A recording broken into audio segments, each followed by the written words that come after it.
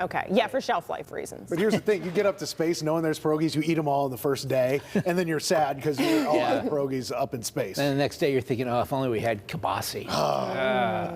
That's next mission. That's all right.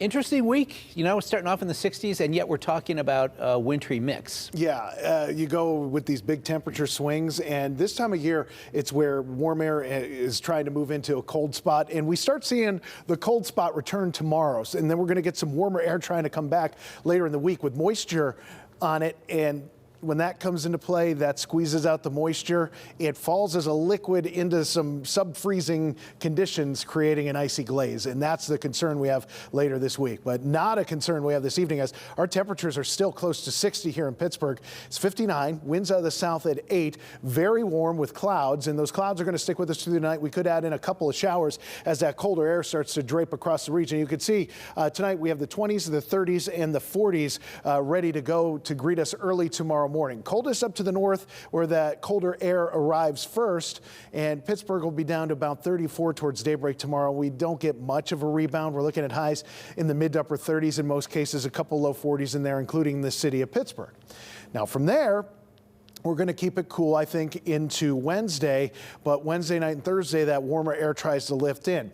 That's where we start to run into the freezing rain potential, and that's why the National Weather Service has issued a winter storm watch for areas off to the east, but we have a KDKA first alert for everybody Wednesday night and Thursday as this moisture moves in. So here's what we're looking at. Tonight, a spotty shower. It's still going to be very warm as this is coming through. That wraps up. Temperatures cool down. Skies clear out tomorrow. Good looking day. Just a little on the cooler side. Now we get into Wednesday, the clouds come back, and we just sit there waiting for that moisture to arrive, which is going to come into play pretty late. We get into 8, 9 o'clock, a mix starting from the south, moving north, and then we end up seeing that freezing rain potential already starting to line up by 9, 10 o'clock for areas south of I-70. That lifts up to the north, and I think everybody gets in at least on some amount of freezing rain.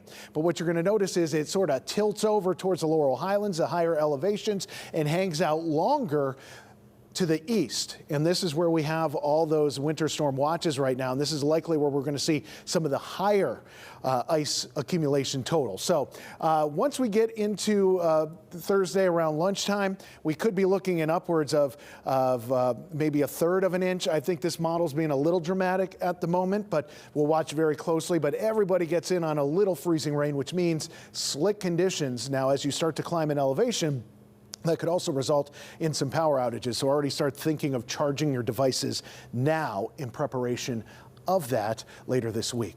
Tonight, 34, a spotty shower, mostly cloudy skies. And then we get into tomorrow, a fairly quiet day. We get the sunshine. Temperatures only make it back to 40, but Wednesday night and Thursday, KDKA First Alert weather as we have that incoming system. Temperatures on Thursday, after starting off with that freezing rain, do look to reach up towards 60 degrees late.